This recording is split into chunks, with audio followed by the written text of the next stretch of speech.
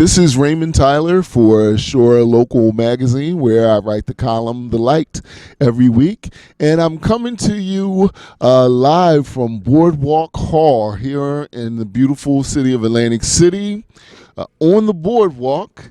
And as you can see behind me, we are at Jim Whalen's Boardwalk Hall. And I'm here with Rich Ensor, who is the commissioner for the Metro Atlantic Athletic Conference. And they're bringing the Maac Championship Tournament here to Boardwalk Hall March 10th through the 14th. Correct. How you doing, Rich? I'm doing well, Raymond. How about yourself? I'm great. Thanks for taking time out of your busy schedule to speak with us. We always like talking hoops, and we especially like talking about March hoops because, as you know, we're in March Madness. It's that time of year. It is that time of year for March Madness, and for once, March Madness is going to take place right here in Atlantic City. We're having the Maac Conference Championship. Yes. So we have a 3-year agreement with the Boardwalk Hall and the Casino Redevelopment Authority to host the men's and women's championships here at Boardwalk Hall. The Maac is really excited about coming to Atlantic City. It's a destination city, one that our fans really are going to enjoy. And we know that the arena here is going to do a fantastic hosting job for us all. So we got 11 men's, 11 women's teams, and all of them are playing for that NCAA bid, you know, the ticket to the big dance in March Madness. So a lot of excitement coming to Atlantic City come March 10th. Great. So just to clarify that, the winner of the men's and women's championships will both get tickets to the big dance. That's right. We get an automatic bid in both sports. And sometimes we get an at-large, and sometimes we also get an NIT team. So a lot of opportunities there. And on the women's side, we have the WNIT.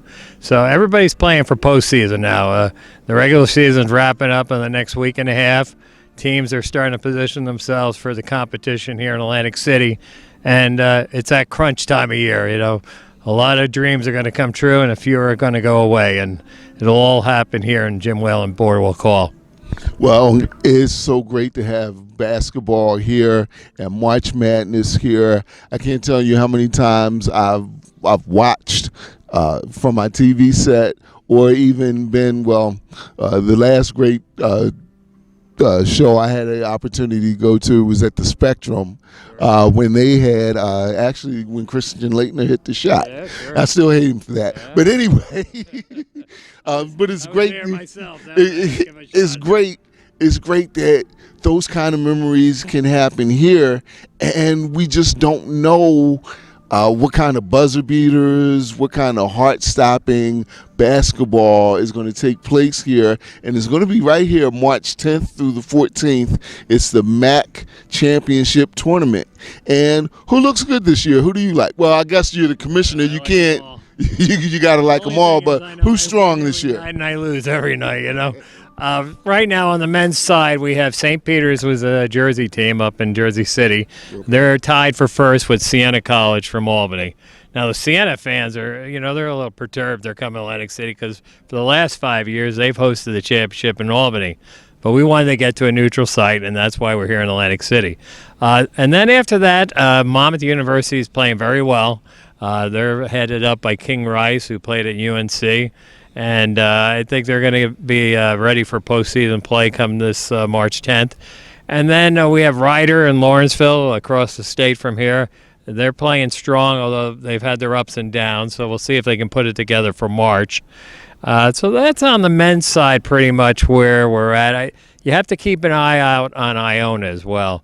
Iona's had their coach out all season because of medical issues, and they've played up and down, although they were picked to be pretty much a preseason number one. So they've been playing well of late, and they've been playing a lot of close games. So I wouldn't rule them out. They want to have to win it for the 5th time would be something special. Nobody's ever done that in the Maac. We've had teams win it 4 times in a row, but never 5. So Iona's gunning for that. On the women's side, Rider University is number 1, along with Marist. Marist, I think, may currently have the tiebreaker. Rider has Stella Johnson, who's leading the nation in scoring. and she's a special young lady, and I think fans are going to really enjoy seeing her play. Marist College, on the other hand, has been a team that over the years has dominated the Maac. They had a little bit of a letdown the last few years, although they were often in the finals, but they didn't get to the big dance because Quinnipiac had a very good team for a number of years. But right now, Quinnipiac's down a little, and coming into the tournament, I think Marist and Ryder are probably the teams to beat. Although the thing about March Madness is upsets happen. You know, there are a lot of Cinderellas. And while you may be coming in here thinking you're number one, it's the ones that leave here with the trophy that get to go to the big dance. That's right. It's one and done, and you got to win to keep playing. You got to win to keep dancing. It's a little different too, Raymond, because in many cases, if you don't have the bye, which you earn from your regular season finish, then you're going to have to win 4 games in 4 days in order to get to the NCAAs. Now, for the teams with the bye, they only have to win 3, and they have a day off in there, so they get a little advantage based on their regular season finish. But, you know, the pressure of having to win 3 or 4 in a row is immense. Yeah, but as a basketball player, I can tell you, once I win that first game, I don't even want to wait till the next night. I want you to bring the next team right on up. I want to play them as soon as possible. So sometimes always want players like you, Raymond, believe me. Occasionally 1 or 2 of them get a little worn out, too. But I'm just saying, sometimes you can't tell because the team that's hot can come up against a great team and beat them because there's only one game. Yeah, exactly right. You know, on a given night, somebody has an off game. Maybe somebody twists an ankle. Who knows? You never know. That's the beauty of the tournament, and the fact that everybody's so gunned up to really go through the tournament and get to the NCAAs. It's an immense amount of intensity going on these floors, men's and women's. And to play in an arena like this that will be packed, rocking, and loud. Oh, an historic building like this. I mean, I grew up in South Jersey. I'm an Ocean County guy, and I've been down here for football games and wrestling and everything else. So I know the history of this building, and it's going to be real special for our teams. And they've been coming down. We've been very active in the community. We've been doing school visits through our partnership with the NJEA reading program that the Atlantic City Board of Education and the Maac partnered on. So we've been in there. Our coaches have visited. The teams have visited. King Rice was down here this week with his team on Monday, and we were over at the MLK school. So these kids are getting educated on the Maac. So we're working the community angle that way. I was meeting with the Mayor Small this morning, and they're going to have an employees' night out on Friday the 13th. It's a program they do here in the city, and we're going to get them discount coupons for their employees to come in. So the community's behind it. On the school side, our teams have all set up AC activation squads. So every school starting in September met down here. We've met with the hotel people, the restaurant people, the arena people. They're all got plans to get their students here, their fans here, their alumni here. So a lot of energy going into coming into Atlantic City, and we're looking forward to it. We're coming to you live from Boardwalk Hall, Jim Whalen's Boardwalk Hall, where on March 10th through the 14th, the Maac Conference Championship for basketball will be right here. And at least 2 teams, 1 men's team and 1 ladies team, will get a ticket to the big NCAA tournament dance, maybe more. So you have an opportunity to come and witness some great basketball here with about 13,000 other people right here at Boardwalk Hall. Drop what you're doing. Don't even finish listening to this interview. Go to wherever you get your internet and look up. What do they look up? Maac. You want to look up Jim Whalen, Boardwalk Hall, Maac tournament on Ticketmaster and get your tickets. But when you're doing that, also look around because you're going to see in the newspapers and a lot of the local community organizations are going to have discount coupons available for different games. We've partnered up with a number of different entities. So as the advertising kicks in the next week or 2, you'll see that. So, you know, we make this as affordable as we can for families while still paying the bills because this is a big operation. Got 22 teams through here. We got 70 esports schools coming in as well. So you need to pay the bills, but you can find discounts and you can find a way to bring a family here and enjoy the weekend.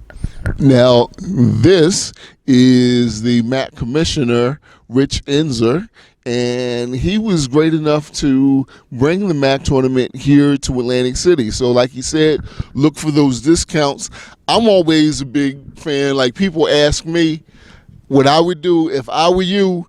I would look to see what they have as far as all-day passes, because you really want to be able to come early, stay and see a full slate of games. Even if you can't come to every game, I'm going to come to as many games as I possibly can. But even if you can't come to every game, bring the kids for a full day of basketball. Will it be women's and men's? So the way we do it, starting Tuesday, we have 6 games, 3 in the morning and 3 in the afternoon. The women play in the morning, the men play in the afternoon and evening. That's because as you push through the schedule, you want to keep the teams pretty much on the same time schedule. So we have 6 games Tuesday, 4 on Wednesday, Thursday. We then get down to Friday on the semifinals, where we'll have 4 men's teams and 4 women's teams playing to be in the championship games on Saturday. Saturday, there's 2 sessions, one for the women and one for the men. So, it's a lot of basketball. The all sessions is a great deal. You also can get your best seat. But, for families or others that can only get to a game or 2, that's good too. You want to experience. These are great kids out there. They're kids that are not only playing at the top of their game basketball-wise, but they're also kids that are going to go on and graduate from college. We have one of the highest graduation rates in the country. So we fulfill the promise of great athletics, but also an academic experience and a degree when you're done. So that's important to our schools. I think you'll also see that there's going to be a lot of activities related to the games. We have Fan Fest going on. So once you buy a ticket for the day, on Friday and Saturday in particular, you'll be able to go to the Fan Fest in the West Hall here. You can come back in, watch basketball, and then you can also attend the esports championships that are going to be taking place in Adrian Phillips Theater. So that's all on the one ticket. You're going to be able to experience a lot of different things. Well, that's great. And one thing that I really, really want to stress is it's great to be able to see the game, in your man cave with your comfy chair, clutching your Maac towel and wearing your Maac jersey. But the experience of coming out and hearing the bands and seeing the fans cheer on their teams, there's no way to describe it. You just have to be here. And you brought up another great point. Not only do you and your kids deserve that experience, it's also a great experience because you have these men and women who are going to be leaving it all on the floor. So come on down and pick a team if you don't have a team and cheer them on. Oh, yeah, and we have so many other things, too. We have the fan favorite. We have a mascot game, so that'll be at halftime on one of the days. We have the Fan Fest that I mentioned earlier, but part of the Fan Fest is the always popular Mac and Cheese tournament. So we're going to have 15 restaurants from the Atlantic City region. No, I heard you was actually cooking the mac and cheese yourself. You don't want me cooking the mac and cheese. I think those 15 chefs will do a much better job than I will. And it's a huge favor. You can go in and get a sample of beer. You can go around and have the mac and cheese. And we have run this for a number of years in Albany. And what you have are, some will do it with the Mexican. Some of them will put bacon in it. It's really fun. And it's fairly affordable. I think you can get 5 tickets for $10. So you can have your dinner meal and watch basketball. It's all great. Yeah, and that's the thing. It's great basketball, but it's an experience that is more than basketball. And it's coming to you from Boardwalk Hall, which has been the home of so many great sport experiences for locals and people from around the country. I've seen the 76ers play the New Jersey Nets here.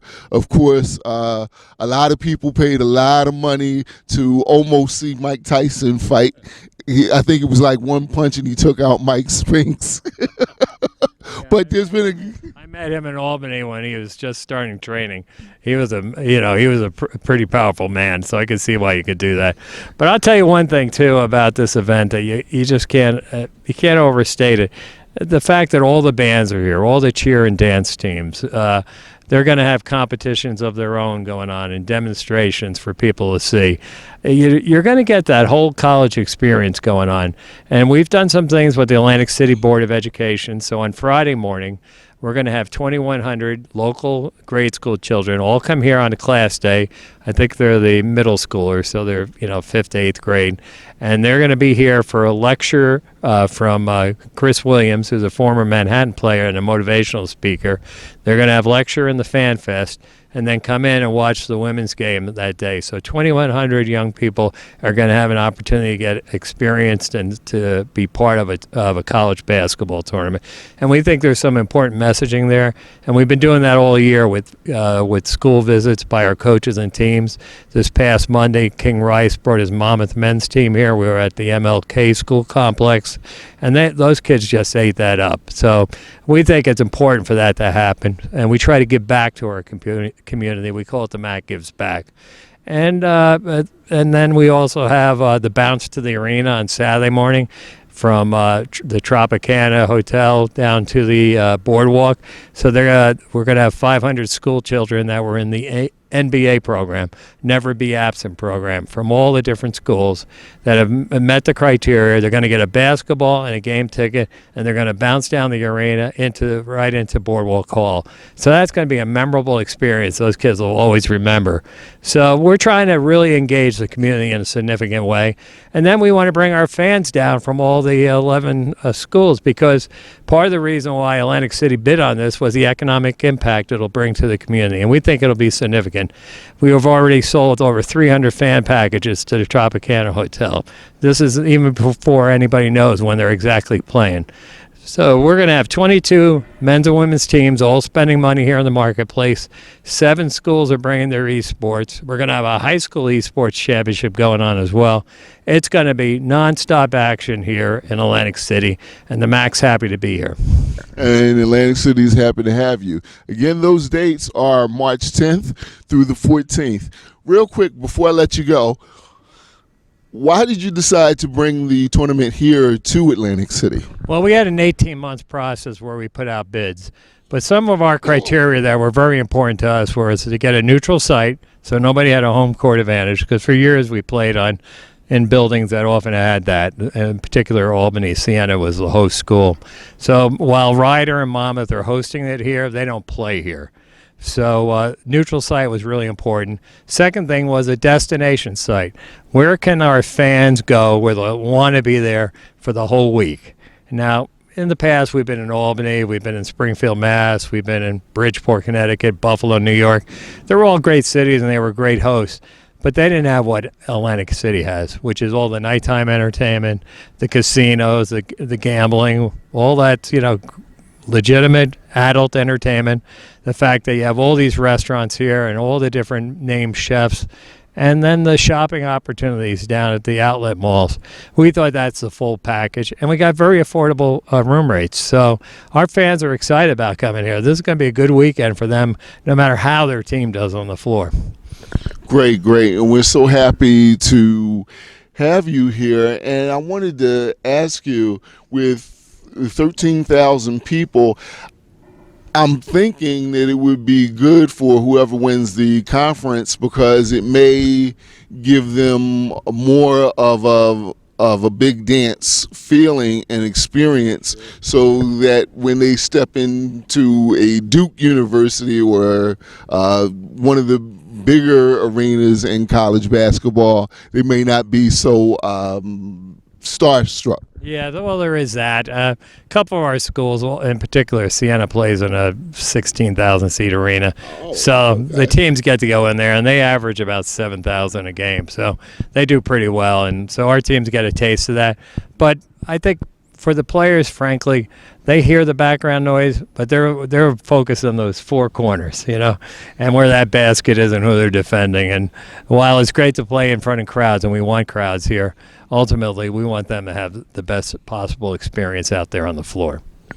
My name is Raymond Tyler. I'm here with Rich Ensor. He is the commissioner of the Maac conference, and the Maac tournament is going to be right here at Boardwalk Hall. Anything you want to say before I let you go? No, I think fans come out, experience it. Even if you come for a day, I think he'll come back in the future years. And ultimately, we'd like to make this a permanent home for the Maac tournament. But it's going to be dependent somewhat on how we do in terms of bringing our fans in, and also how the local community comes out and supports it. So I hope they will. There you go. So again, those dates are March 10th through the 14th.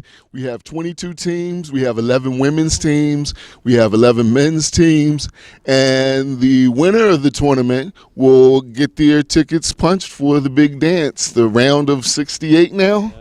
It was 64 when I was a little kid, but they upped it a little bit. So it's a big dance, and March Madness is here. That's the thing to remember. That's the thing. It's here. March Madness is here, and you can enjoy the madness, the dancing. It all starts right here with the Maac tournament at Jim Whalen's Boardwalk Hall, March 10th. You're listening to Shore Local, and my name is Raymond Tyler, columnist for Shore Local, and my column's called The Light.